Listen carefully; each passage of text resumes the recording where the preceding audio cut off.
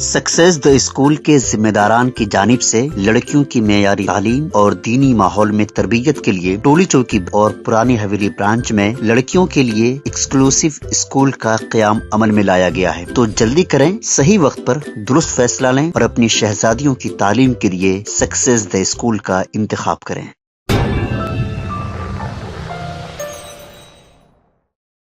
आसिफाबाद के बुरुवली गांव के करीब एक हाथी ने हलचल मचाते हुए किसान को हलाक कर दिया। ये वाक़या जुमेरात की सुबह पेश आया। इस तरह इस इलाके में गुज़िश्ता 24 घंटों के दौरान हाथी की जानिब से 2 किसानों को हलाक किया गया, जिससे अतराफ के मवाज़ात में रहने वालों में खौफ पाया जाता है।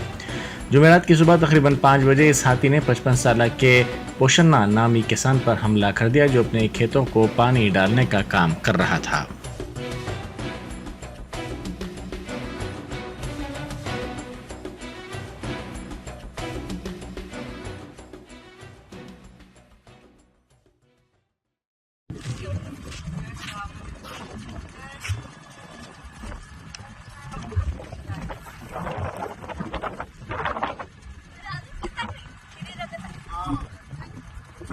हाथ रो